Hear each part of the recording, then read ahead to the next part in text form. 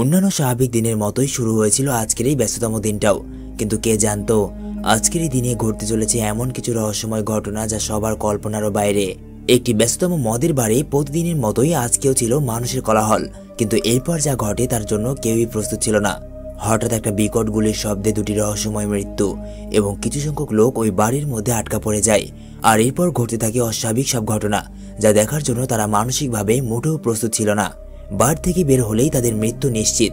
সিনেলজিক তোমাদের জন্য নিয়ে এসেছে এরকমই একটা life survival and dark thriller movie the bar.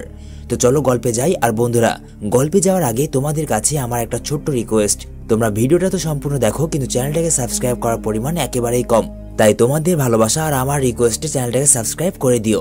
Movie শুরু হয় স্পেনের প্রাচীনতম এবং ব্যস্ততম শহর মাদ্রিদকে দেখিয়ে, যার একদম সেন্ট্রাল পয়েন্টে অবস্থিত ছিল একটা বার। বার মানে বুঝতেই পারছো সেখানে কি করা হয়। নিত্যদিনের মতোই আজকেও বিভিন্ন পেশার মানুষ সেই বারে ভিড় জমিয়েছে। এরই মধ্যে একজনের নাম সার্জিও প্রতিদিনের মতোই আজকেও এই বারে এসেছে। আর তার বাড়ি আসার ঠিক কিছুক্ষণ পরেই সেখান থেকে একজন লোক বাইরে বের হয়ে যায় এবং বাইরে যাওয়ার সঙ্গে সঙ্গেই তাকে কেউ শুট করে মেরে দেয়। ওই লোকটাকে গুলি লাগার কারণে আশেপাশের মানুষ আতঙ্কে পালাতে শুরু করে। কেউই জানে না তাকে কে এবং কোথা থেকে কেন গুলি করা হয়েছে।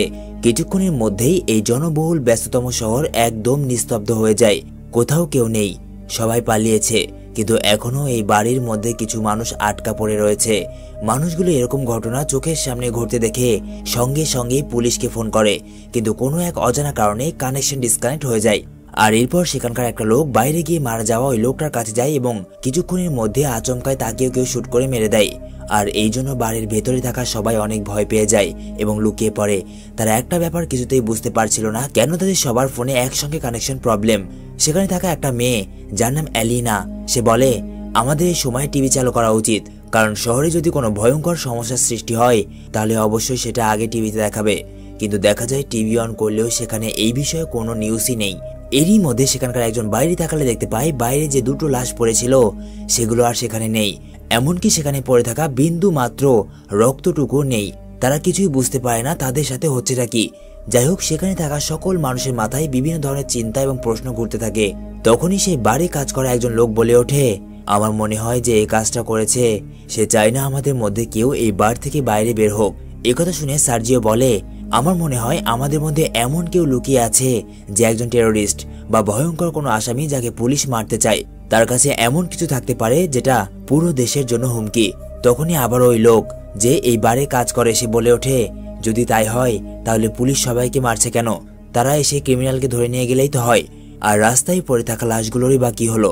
সেগুলো চোখের সামনে থেকে এমনি এমনি তো আর উধাও হয়ে যেতে পারে না। আর রাস্তায় থেকে এতগুলো মানুষ কোথায় গেল? এক মুহূর্তের মধ্যেই সবকিছু একদম নিস্তব্ধ শুনছান হয়ে গেল। তোমাদেরকে বলছি শোনো, আমার মনে হয় পৃথিবীতে এলিয়েন নেমে এসেছে যারা বাইরে থাকা মানুষদেরকে তাদের সাথে নিয়ে যাচ্ছে। একথা শুনে বাড়ির মালিক তার কর্মচারীকে ঠাটিয়ে থাপ্পড় দেয়, কারণ এখন মজা করার একদমই সময় নেই। এরপর সার্জিও লক্ষ্য করে সেখানেই থাকা নাচো নামের এক ব্যক্তি পা দিয়ে তার ব্যাগটা লুকানোর চেষ্টা করছে। সার্জিও এটা দেখা মাত্রই সবাইকে বলে দেয়। আর এরপর তার ব্যাগটাকে তার থেকে ছিনিয়ে নেওয়া হয় এবং ব্যাগটা তল্লাশি করলে সেখান থেকে বের হয়ে আসে একটা হার্ড ড্রাইভ। তাদের সন্দেহ এই হার্ড ড্রাইভে এমন কিছু রয়েছে যার জন্যই এই বিপত্তির সৃষ্টি হয়েছে। নাচো সবাইকে জানায় এই হার্ড ড্রাইভে এমন কিছু নেই যার জন্য তারা বিপদে পড়তে পারে। এবং সে আরো বলে, আমি একটা অ্যাড কোম্পানিতে কাজ করি আর এই কোম্পানির ইনফরমেশনই এই হার্ড ড্রাইভে রয়েছে। কিন্তু কেউ তার কথা বিশ্বাস করে না এবং সেখানে থাকা অ্যালিনা নামের একটা মহিলা সেই হার্ড ড্রাইভটা ভেঙে দেয়।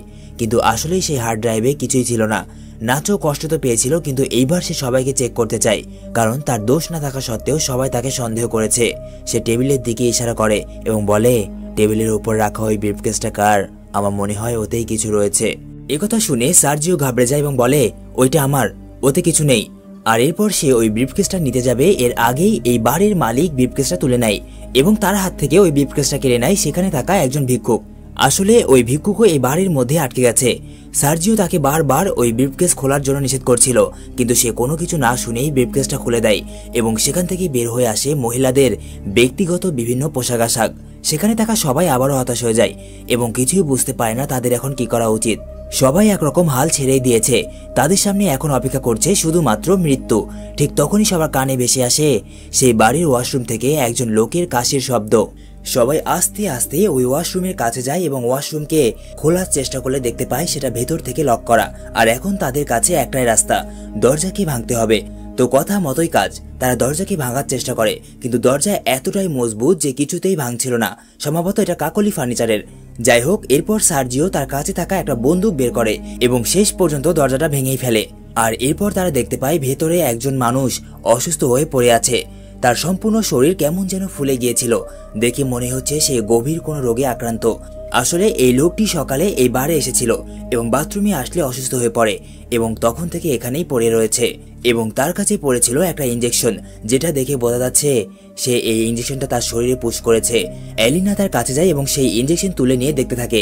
এরই মধ্যে হঠাৎ করে বাইরে থেকে গাড়ির শব্দ আসে, যার জন্য সেখানে থাকা সবাই তাড়াহুড়ো করে বাইরের দিকে যেতে থাকে। তারা যখন দরজার কাছে আসে তখন দেখতে পায় কিছু আর্মি অফিসাররা অদ্ভুত ধরনের স্যুট পরে আছে এবং তাদের বাড়ির সামনে কিছু টায়ার্সে আগুন ধরিয়ে দেয় এবং সেখান থেকে চলে যায়।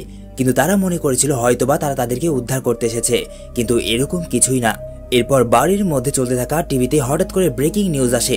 সেটা হচ্ছে মাদ্রিদ শহরে একটা স্থানে ভয়ানকভাবে আগুন ধরে গেছে আর এই জন্য শহরের এই অঞ্চলকে সিল করে দেওয়া হয়েছে।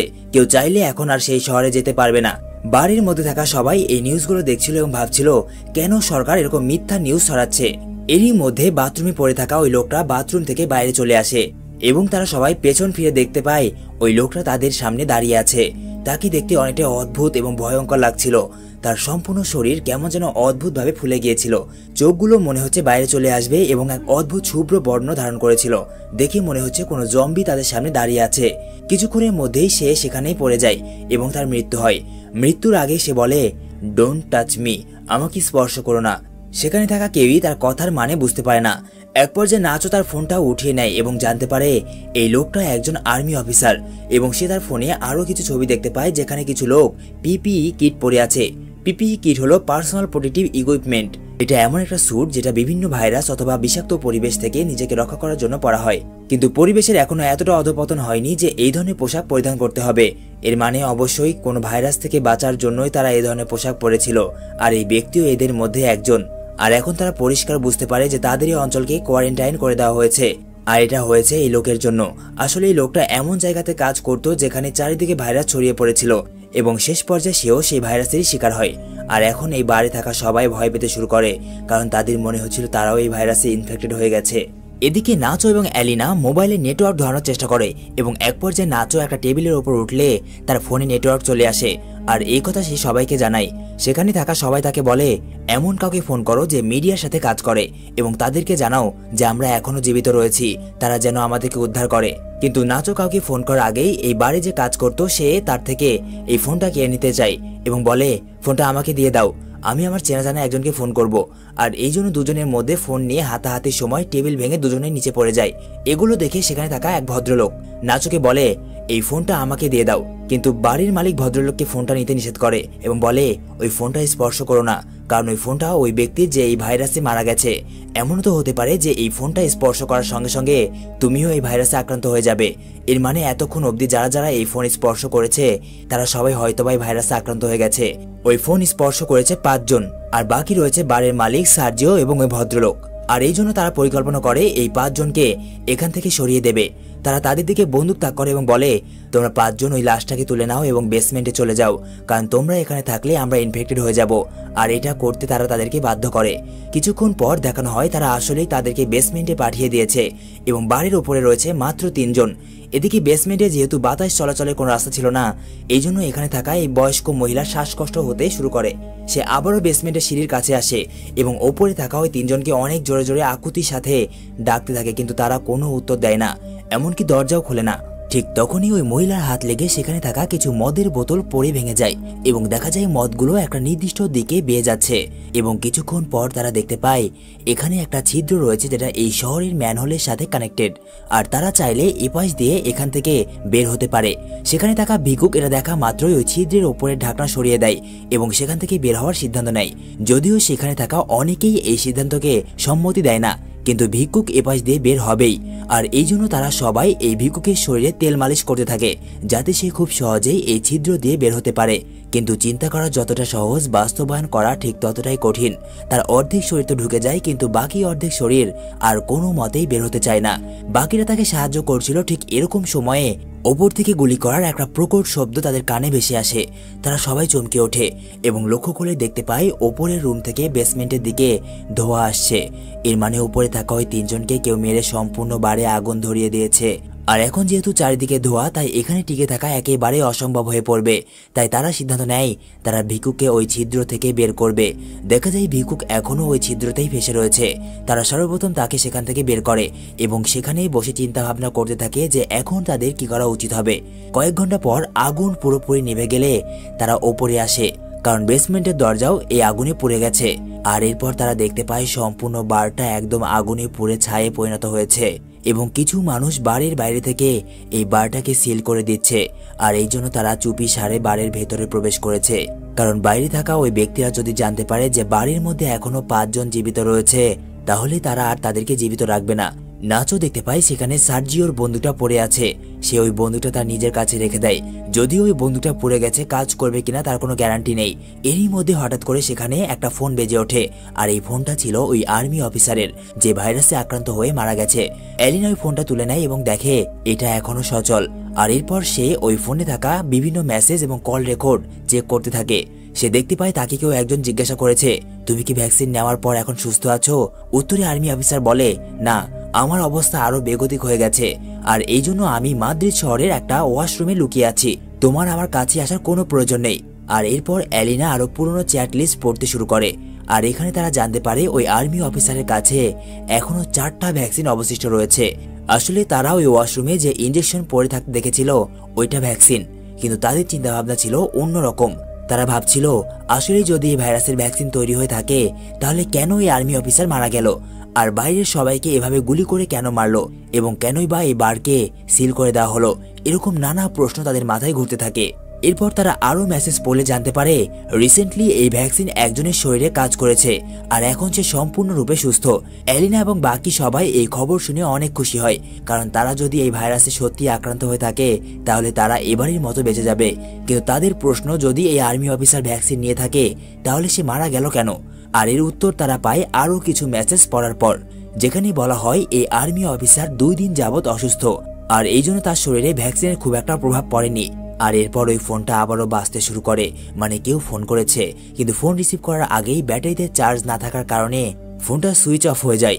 তারা নানাভাবে ফোনটাকে চালু করার চেষ্টা করে, কিন্তু কোনো কিছুতেই কাজ হয় না। হঠাৎ করে এলিনার মনে পড়ে বেঁচে যাওয়া ওই 4টা ভ্যাকসিনের কথা। সে এবং বাকি সবাই ওই আর্মি অফিসারের পুরো শরীর তল্লাশি করে, কিন্তু তার কাছে ওই ভ্যাকসিনটা ছিল না। এরপর তারা বেসমেন্টে যায়, কিন্তু সেখানে গিয়েও তাদের কোনো লাভ হয় না। আর এরপর তাদের মনে পড়ে ওয়াশরুমের কথা, কিন্তু ইতোমধ্যেই ওই ভিকুক ওয়াশরুমে পৌঁছে গেছে এবং ভ্যাকসিন নিয়ে বসে আছে। এলিনা তার থেকে ভ্যাকসিনগুলো চাইলে সে বলে, থামো, এখানে মাত্র 4টা ভ্যাকসিন রয়েছে, আর আমরা আছি 5 জন, তাহলে কিভাবে হবে? আমাদের মধ্যে একজনকে ত্যাগ স্বীকার করতে হবে, কিন্তু কে হবে সেই মহান ব্যক্তি? এসব কথা বলতে বলতেই ওই ভিক্ষুক একটা ভ্যাকসিন তার নিজের শরীরে পুশ করে দেয়। যদিও নাচো তার দিকে বন্দুক তাক করে তাকে নিষেধ করছিল, কিন্তু সে কারো কথাই শোনে না, আর এই জন্য নাচো তাকে মারতে থাকে।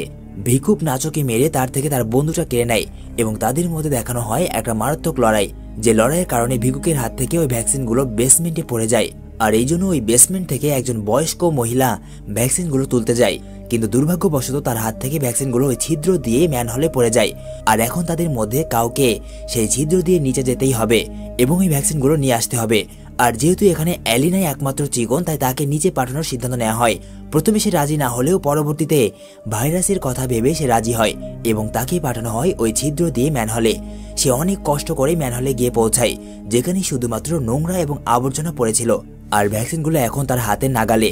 নাচো ম্যানহোলের মধ্যে একটা ইলেকট্রিক তার পাঠিয়ে দেয় এবং বলে ভ্যাকসিনগুলোকে এই তারে বেঁধে দাও, কিন্তু এলিনাতে রাজি হয় না, কারণ সে ভালো করেই জানতো সে যদি ভ্যাকসিনগুলোকে ওপরে পাঠিয়ে দেয় তাহলে সে বাদে সবাই ভ্যাকসিনগুলো শরীরে ইনজেক্ট করে নেবে। এই জন্য সে সবাইকে একটা শর্ত দেয়। শর্তটা হলো, যদি তাদেরকে ভ্যাকসিন নিতে হয় তাহলে তাদেরকেও ম্যানহোলের মধ্যে আসতে হবে। আর এরপর ওপরে থাকা সবাই ওই ছোট্ট ছিদ্রটাকে বড় করার চেষ্টা করে। আর এদিকে এলিনা ম্যানহোলের ভেতরে ঘোরাফেরা করতে থাকে এবং বাইরে বের হওয়ার রাস্তা খুঁজতে থাকে। এক পর্যায়ে এলিনা একটু দূরে সূর্যের আলো দেখতে পায়, এর মানে সেখান দিয়ে বাইরে বের হওয়া যাবে। কিন্তু এলিনা বাইরে বের হওয়ার আগে ওই ভ্যাকসিনগুলোকে সেখানে একটা দেওয়ালের মধ্যে লুকিয়ে রাখে। এবং সেখানে থাকা ভেন্টিলেটর যেখান দিয়ে সূর্যের আলো এই ম্যানহোলের ভেতরে প্রবেশ করছে, সেই ভেন্টিলেটর দিয়ে তাকালে দেখতে পাই বাইরে পুলিশ অফিসাররা দাঁড়িয়ে আছে এবং কিছু লোক ওই 3টা বডিকে আগুনে পুড়িয়ে ফেলছে যারা বাড়ির ওপরে থেকে গিয়েছিল। এদিকে দেখানো হয় নাচো সহ বাকিদেরকে, যারা ওই ছোট্ট ছিদ্রটাকে বড় করে এখন ম্যানহোলে এসে পৌঁছেছে। আর এখানে আসার পর আবার নাচো এবং ওই ভিক্ষুকের মধ্যে লড়াই শুরু হয়। আর এইবার নাচো ওই ভিক্ষুকে গুলি করে দেয় এবং সেখানেই মেরে দেয়। আর এখন যেহেতু নাচোর কাছে বন্দুক রয়েছে তাই বাকি সবাই তাকে ভয় পেতে থাকে, কারণ যে কোনো সময় সে তাদেরকে গুলি করে মেরে দিতে পারে। কিছুক্ষণের মধ্যে নাচো তাদের সাথেই থাকা ওই লোকটার মাথায় বন্দুক তাক করে এবং অ্যালিনাকে বলে ভ্যাকসিনগুলো কোথায় বলে দাও, কিন্তু অ্যালিনা এতে রাজি হয় না। সে বলে ভ্যাকসিন মাত্র 3টা, কিন্তু আমরা এখানে 4 জন। নাচো এই কথা শুনে বলে আচ্ছা ঠিক আছে, তাহলে আমি একে মেরে দিচ্ছি, আর এরপর আমরা এখানে জীবিত থাকবো মাত্র 3 জন এবং ভ্যাকসিনের সংখ্যাও 3, তাহলেই তো হিসাব মিলে গেল। কিন্তু অ্যালিনা এরকম কোনো কিছু চাচ্ছিল না। সবাই নাচোকে শান্ত করার চেষ্টা করছিল, যদিও নাচো এরকম মানুষ ছিল না, সে শুধুমাত্র বাঁচার তাগিদে এরকম একটা পরিস্থিতির শিকার হয়েছে। যাই হোক, এরপর অ্যালিনা বাকিদেরকে সেই স্থানে নিয়ে যায় যেখানে সে ওই ভ্যাকসিনগুলো লুকিয়ে রেখেছে। অ্যালিনা এবং নাচো সামনে যাচ্ছিল এবং পেছনে ছিল ওই বয়স্ক মহিলা এবং ওই লোকটা। প্রতিমধ্যে যাওয়ার সময় ওই বয়স্ক মহিলা ওই লোকটাকে পানিতে ডুবিয়ে মারার চেষ্টা করে, কিন্তু নাচো ওইগুলো দেখতে পাওয়ার সঙ্গে সঙ্গেই ওই বয়স্ক মহিলাকে আটকে দেয় এবং ওই লোকটাকে বাঁচিয়ে নেয়। সে বলে আমি ভিক্ষুকে মেরেছিলাম কারণ সে আমাদের জন্য অনেকটাই বিপজ্জনক ছিল, আর এখন আমরা আর কাউকেই মারবো না, এখন যা হবে সব দেখা যাবে। কিন্তু ওই বয়স্ক মহিলা বলে কোনোভাবেই আমরা 4 জন একসঙ্গে জীবিত থাকতে পারবো না, আমাদের মধ্যে একজন না একজনকে মরতেই হবে, আর এই জন্য আমি সিদ্ধান্ত নিয়েছি আমি মারা যাব। এবং সে নাচোকে বলে আমার দিকে বন্দুক তাক করো এবং আমাকে শেষ করে দাও। নাচো তার কথা মতো তার দিকে বন্দুক তাক করে, কিন্তু সে কোনো মতেই গুলি চালানোর সাহস পায় না, আর এই জন্য সে নাচোর থেকে বন্দুকটা নিয়ে নেয় এবং সেখান থেকে একটু দূরে গিয়ে আত্মহত্যা করে। ওই বয়স্ক মহিলার আত্মহত্যায় তারা অনেক কষ্ট পায়, কিন্তু তাদের কোনো কিছুই করা ছিল না। আর এখন তারা 3 জন এবং তাদের কাছে ভ্যাকসিনও রয়েছে 3টা। তারা নিজেদের মধ্যে ভ্যাকসিন ভাগাভাগি করে নেয় এবং নিজেদের শরীরে ইঞ্জেকশন পুশ করতে যাবে তার আগেই সেখানে আবারও ওই ভিক্ষুক চলে আসে। এ মানে সে এখনো মারা যায়নি, আর এবার সে অনেক বেশি ভয়ঙ্কর এবং শক্তিশালী হয়ে ফিরে এসেছিল। তার লক্ষ্য এখন শুধুমাত্র ভ্যাকসিন নয়, এখানে জীবিত থাকা সবাইকে শেষ করে দেওয়া। আর এই জন্য তার প্রথম শিকার হয় ওই লোকটা। সে ওই লোকটাকে পেছন থেকে আঘাত করে এবং সেখানেই মেরে ফেলে। নাচো এবং অ্যালিনা সেখান থেকে কোনো মতে পালিয়ে যায়, কিন্তু ওই ভিক্ষুক তাদের পিছু করতে থাকে। তাকে দেখে মনে হচ্ছিল সে একটা সাইকোতে পরিণত হয়েছে। নাচো এবং অ্যালিনা কিছু দূর যাওয়ার পর একটা সিঁড়ি দেখতে পায় যেটা দিয়ে ওপরে ওঠা যাবে এবং বাইরে বের হওয়া যাবে। তারা কোনো কিছু না ভেবেই সেখানে উঠতে শুরু করে, কিন্তু ততক্ষণে ভিক্ষুক সেখানে চলে এসেছিল এবং তাদের পেছন পেছন সিঁড়িতে উঠতে থাকে। এরই মধ্যে অ্যালিনার ভ্যাকসিনটা তার হাত থেকে ফসকে নিচে পড়ে যায়, আর এই দিকে ওই ভিক্ষুকটা নাচোর পা ধরে ফেলে এবং তাকে নিচের দিকে টানতে থাকে। নাচো নিচে পড়েই যাবে এর আগে সে তার ভ্যাকসিনটা অ্যালিনাকে দিয়ে দেয় এবং এরপর সেখান থেকে নিচে পড়ে যায়। আর নিচে পড়ার সঙ্গে সঙ্গেই দুজনারই ভয়ানক মৃত্যু ঘটে। আর এরপর অ্যালিনা ওই ভ্যাকসিনটা তার নিজের শরীরে পুশ করে এবং সেখান থেকে বাইরে বের হয়ে যায়। সে বাইরে বের হলে দেখতে পায় এটা রাস্তার একটা ম্যানহোলে ঢাকনা এবং রাস্তার কিছু দূরেই সম্পূর্ণ এরিয়াটাকে সরকার সিল করে দিয়েছে। আর এগুলো নিজের চোখে দেখছিল অ্যালিনা। সে চুপি সারে এই ভিড়ের মধ্যে থেকে বেঁচে বের হয়ে যায়। আসলে এই মুভির একটা ব্যাক স্টোরি রয়েছে, সেটা হচ্ছে এই যে ভাইরাসটা এই মুভিতে দেখানো হয়েছে এটা আসলে মানুষের তৈরি করা একটা ভাইরাস, যেটা এই দেশের সরকার তার শত্রুপক্ষের ওপর প্রয়োগ করার জন্য তৈরি করেছিল। কিন্তু দুর্ভাগ্যবশত এই ভাইরাসে আক্রান্ত হয়ে যায় এই দেশেরই একজন আর্মি অফিসার। এই ভাইরাসের ভ্যাকসিন তৈরি করাই ছিল, কিন্তু এই ভ্যাকসিন তার শরীরে কাজ করেনি কারণ সে আগে থেকেই অসুস্থ ছিল, আর এই জন্য তার মৃত্যু হয়ে যায়। আর যখন আর্মি অফিসাররা জানতে পারে যে ওই ইনফেক্টেড আর্মি অফিসার ওই বাড়ির মধ্যে রয়েছে, তখন তারা এই সম্পূর্ণ বারটাকেই পুড়িয়ে ফেলে যাতে করে এই ভাইরাস শহরে ছড়িয়ে পড়তে না পারে। তো এই ছিল আজকের অসাধারণ মিস্ট্রি মুভি। গল্পটা কেমন লাগলো কমেন্ট করে জানিয়ে দিও, আর তোমরা ভিডিওটা কে কোন জেলা থেকে দেখছো তা কমেন্টে লিখে দিও। ভিডিওটা ভালো লাগলে একটা লাইক করতে ভুলে যেও না, আর তোমাকে অগ্রিম দাওয়াত দিলাম আমার পরিবারের সদস্য হওয়ার জন্য, তাই সাবস্ক্রাইব করতেও ভুলে যেও না। দেখা হচ্ছে তোমার পছন্দের পরবর্তী কোনো মাস্টারপিস মুভিতে। ততক্ষণের জন্য বিদায়।